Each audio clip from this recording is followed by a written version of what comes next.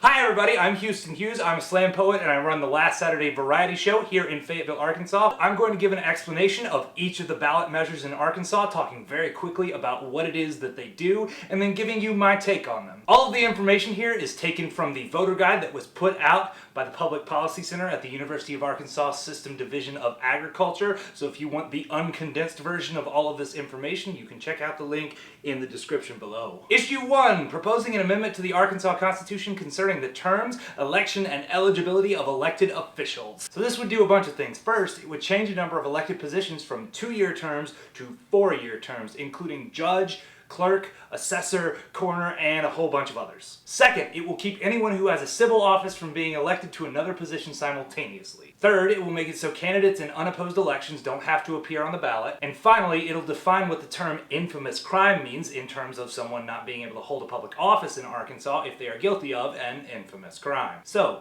let's unpack it. Moving those terms from 2 years to 4 years is probably the most contentious part of issue 1, and the arguments for and against it are the standard ones about longer and shorter term lengths. Shorter term lengths generally mean more accountability to the public, while longer term lengths mean that you can see through longer term projects and also that you're not spending all of your time in office campaigning or raising funds for your next election cycle. And the rest of the stuff on this issue is really common sense stuff. Keeping people from holding multiple offices simultaneously helps keep them focused on their job and cuts down on corruption. Having unopposed candidates just not appear will save money on paper ballots, and since we don't have write-ins in Arkansas, there's not really a point in having them there anyway. And defining what infamous crime means will help cut down on ridiculousness, like the actual case where someone was barred from serving as county sheriff because 30 years previously he'd stolen 3 chickens from an overturned freight truck. Unless you feel like switching those terms from 2 years to 4 years is a deal breaker, the rest of this is pretty common sense, so vote yes on 1, let's move on. Issue 2, a constitutional amendment to allow the governor to retain his powers and duties while absent from the state. Right now, in Arkansas, if the governor leaves the state, his or her powers transfer immediately to the lieutenant governor. Why? Because the position of lieutenant governor was created in 1914 when we didn't have cell phones or Facebook Messenger or 1,000 other ways to get in contact immediately if there's an emergency. But now that we do, there is no reason not to let the governor retain their powers while they're out of state.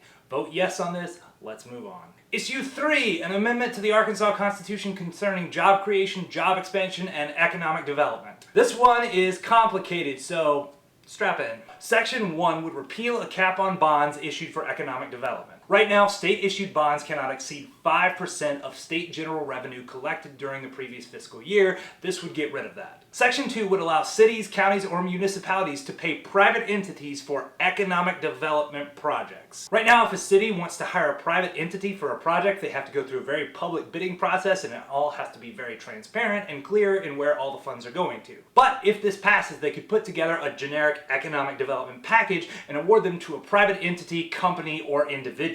Section 3 changes the rules so that cities, counties, or municipalities can issue bonds for economic development. Previously, they could only do that for industrial development. Section 4 makes it easier to use tax money to pay for bonds. Section 5 makes it so that you can buy and sell bonds privately. And Section 6 allows cities and counties to form compacts, which are essentially temporary companies that could then apply for and be awarded these economic development funds. So this sells itself as an economic development package, but if you look at it closer, it opens the door for some really shady stuff to happen. Part of the reason this is on the ballot is because back in 2015, a lawsuit was brought against Pulaski County after it paid the Little Rock and North Little Rock Chambers of Commerce, not for a specific project, but for generic economic opportunity reasons. So chambers of commerce are essentially special interest groups. It's a bunch of businesses that come together, charge a membership fee, and then use that money to promote businesses that are members. Since they aren't a government group, they don't generally have to be very transparent, and their actions and documents aren't generally covered under the Freedom of Information Act. So in that 2015 case, a judge ruled that those payments were illegal, but if this passes,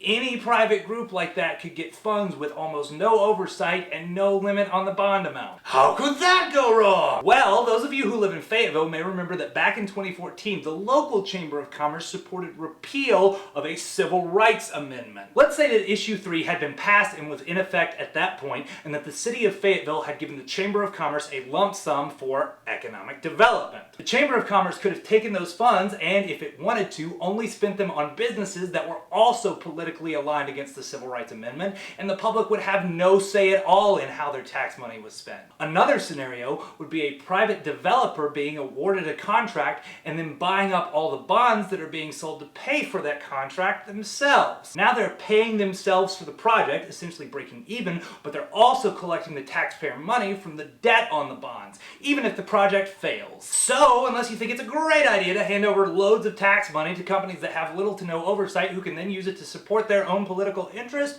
probably a good idea to vote no on 3. Issues 4 and 5. Fun story, there are going to be 2 issues on the ballot that don't matter, because both were thrown out in courts too late to remove them from the ballots. Vote however you want, it doesn't matter! Issues 6 and 7. Medical marijuana. I'm going to hit these both at the same time, both because they're very similar and there's some legal complications as to whether you should vote for one, the other, or both.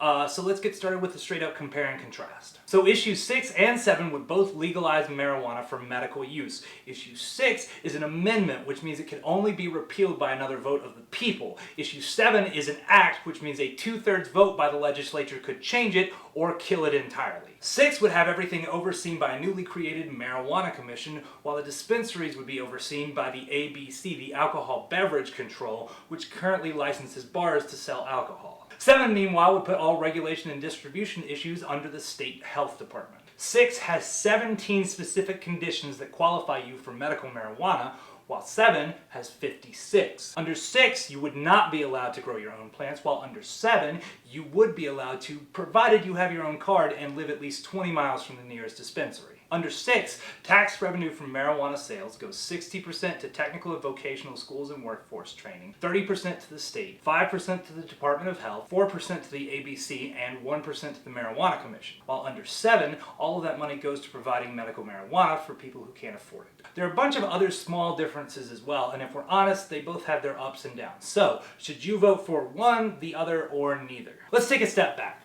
Right now, 25 states plus the District of Columbia have legalized medical marijuana, with both Arkansas and Florida voting to join them in November. Meanwhile, recreational use is legal in 4 states, with 5 more voting this November. It's pretty clear this is going to happen at some point, and the longer we hold off on it, the more people are going to go to jail for non-violent crimes or for doing something that's perfectly legal just a few states over. And eventually, if the states that border us get medical marijuana before we do, we'll start to lose business and jobs to those states. So, unless you're one of those people who thinks marijuana is the devil, you should probably vote for one of these. But which one? Well, issue 6 has the benefit of being an amendment, which means the basics of it can't be changed by the Arkansas legislature, which is good, because if only issue 7 passes, then a 2/3 vote in the legislature could change it or overturn it entirely. And wouldn't you know it, the Arkansas legislature, both houses, are now 2/3 weed-hating Republicans. 7 seems more patient-focused. It covers more conditions, allows you to grow your own if you're not near a dispensary, and uses the tax money to make sure everyone can afford medical marijuana,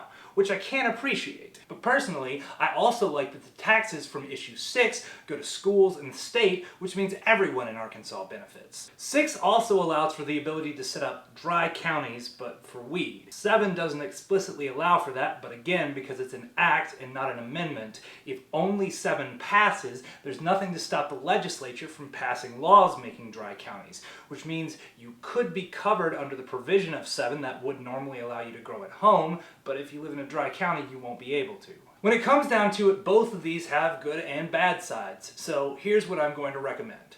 If there's not some issue I discussed which makes you explicitly want to vote against one of them, then vote for both. Here's the thing, if everyone who votes for 6 votes against 7, and everyone who votes for 7 votes against 6, then neither one is going to pass, and that's what the polls indicate is going to happen right now. But if everyone votes for both, and they both pass, then issue 6 guarantees that medical marijuana will be legal no matter what the legislature does.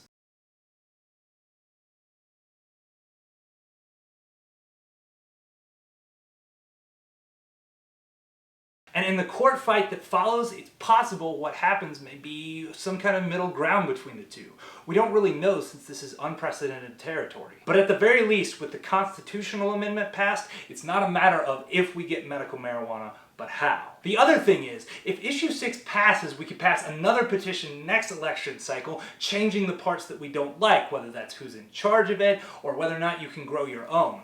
If only 7 passes, all it would take is a vote from the legislature to undo all the hard work that's been done. So again, if you have one part of one of these issues that you care about so much that you're willing to risk getting medical marijuana at all, then vote for just that one.